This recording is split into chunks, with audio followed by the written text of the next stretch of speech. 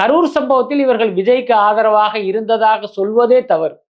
கரூர் சம்பவத்துல ஒன்று திமுகவை குற்றம் சாட்டணும் அல்லது விஜயை குற்றம் சாட்டணும். அதிமுக முன்னால் இருந்தது 2 வாய்ப்புகள் தான். இப்ப விஜயை குற்றம் சாட்டுவதால் இவங்களுக்கு எந்த நன்மையுமே கிடையாது.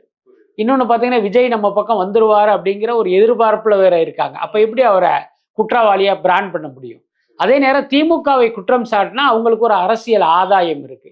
இன்னைக்கு இருக்கிற திமுக ஆட்சி மீது குறை சொல்வதற்கான, குற்றம் சொல்வதற்கான ஒரு வாய்ப்பு, நிர்வாக சீர்கேட்டை சுட்டி காட்டுவதற்கான ஒரு வாய்ப்பு. அப்ப திமுகவை குற்றவாளி கூண்டுல நிறுத்தினா அவர்களுடைய ஆட்சியை பறிப்பதற்கு இதை நம்ம பயன்படுத்தலாங்கிற அந்த சுயநல அரசியல் காரணமாகத்தான் அவங்க திமுகவை குற்றம் சாட்டுறாங்க.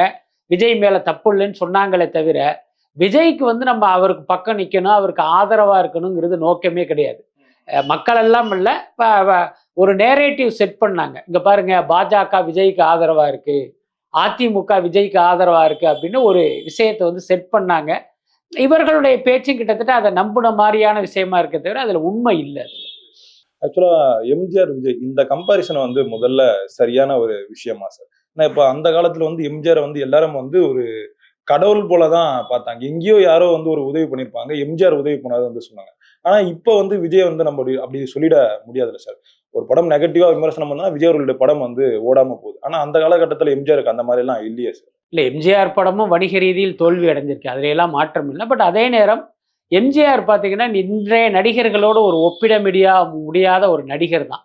ஒரு நடிகராக விடுங்க, எம்ஜிஆருடைய நடிப்பு இப்போ சிவாஜி நடிப்போடு இன்றைய கமல்ஹாசன் நடிப்போடெல்லாம் ஒப்பிடும்போது எம்ஜிஆர் நடிப்பெல்லாம் நம்ம ரசிக்கவும் முடியாது, ஏற்கவும் முடியாது. அதுதான் உண்மை. அதே நேரம் மக்கள் அவரை கொண்டாடினாங்க.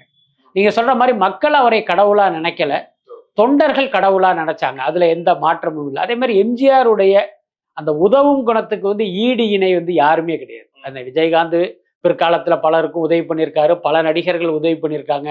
ஆனாலும் எம்ஜிஆர் அளவுக்கு யாருமே பார்த்தீங்கன்னா உதவவே இல்லை. அதுக்கு பேசிக்கான காரணம் என்னன்னா, எம்ஜிஆர் அடிப்படையில் நேர்மையானவர்.